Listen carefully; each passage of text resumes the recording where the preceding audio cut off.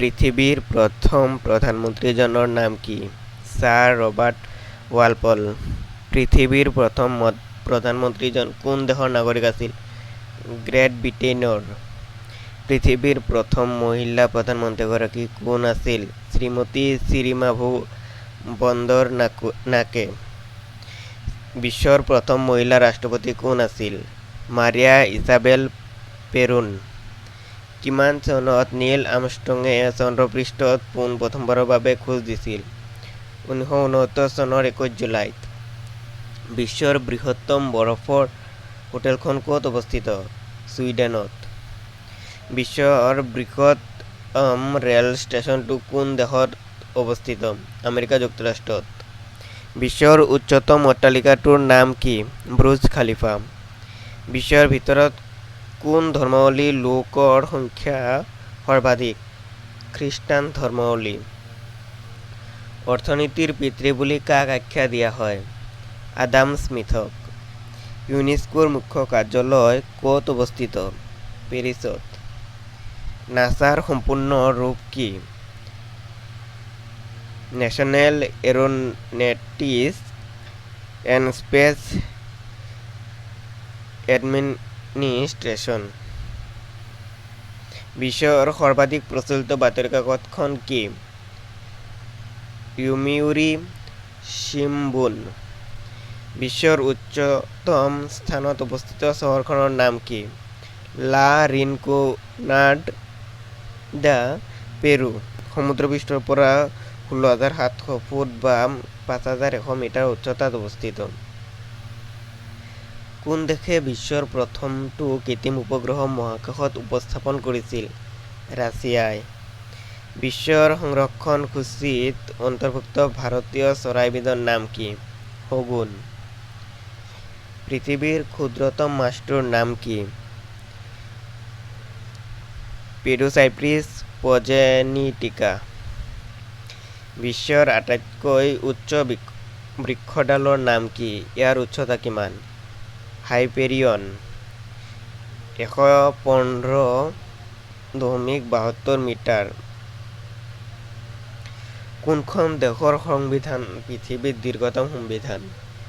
ভাৰত। বিশ্বৰ ভিতৰত দীৰ্ঘতম ৰেলপথটোৰ নাম কি? ট্ৰান্স চাইবেৰিয়ান ৰেলপথ।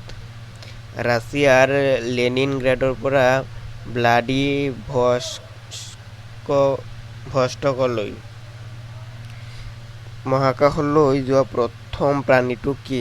কুকুৰ আৰু কুকুৰটোৰ নাম আছিল লাইকা।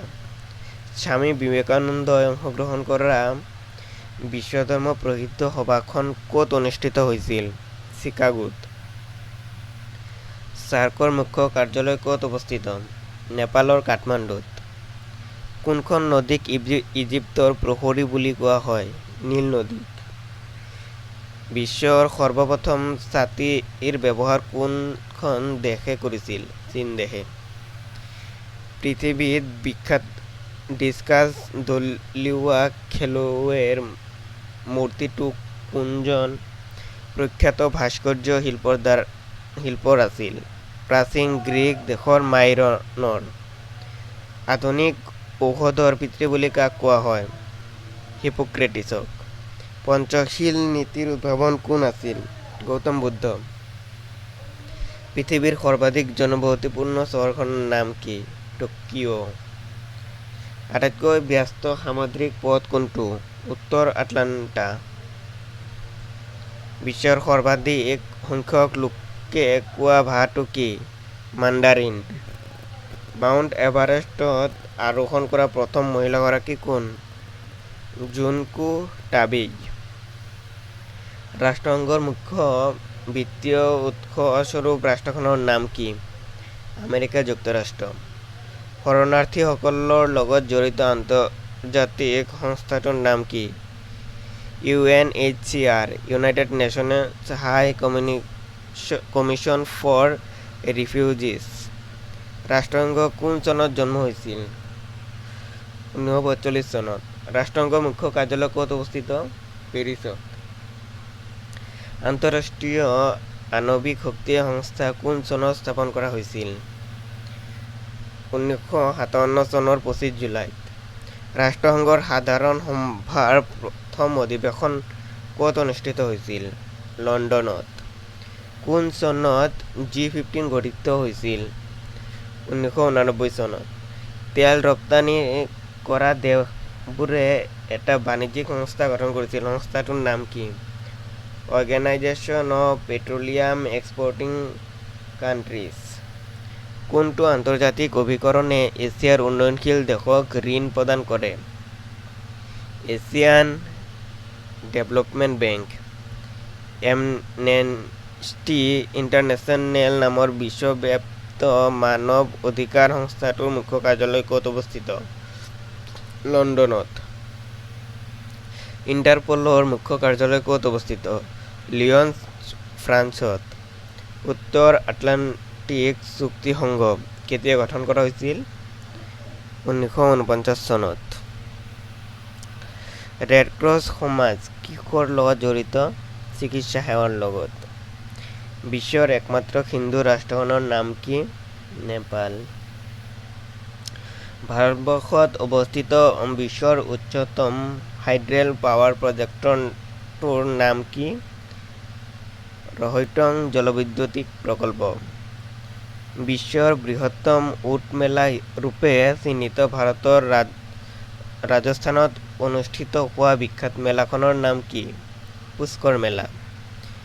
বিশ্বৰ একক বৃহত্তম নিয়োগকাৰী ভাৰতীয় সংস্থাটোৰ নাম কি? ভাৰতীয় ৰেল সেৱা। এছিয়াৰ কোনখন দেশে পোনপ্ৰথমে আটলাণ্টিক মহাসাগৰৰ সিপাৰলৈ বিমান সেৱা আৰম্ভ কৰিছিল? ভাৰত।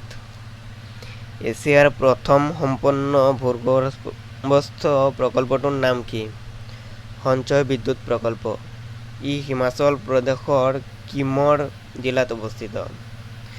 চুলতান মহম্মদৰ কবৰ নামেৰে জনাজাত বিশ্বৰ বৃহত্তম গম্বুজটো কি? গোল গম্বুজ। ছাৰ্ক শীৰ্ষ সন্মিলনৰ জন্ম কেতিয়া হৈছিল? 1985 চনত। বিশ্বৰ দীৰ্ঘতম ৰেল সুৰংগটোৰ নাম কি? আলপাইন পৰ্বতমালাৰ মাজেৰে পাৰ হৈ যোৱা গোথহাৰ্ড বেজ টানেল, ছুইজাৰলেণ্ড। 57 কিলোমিটাৰ।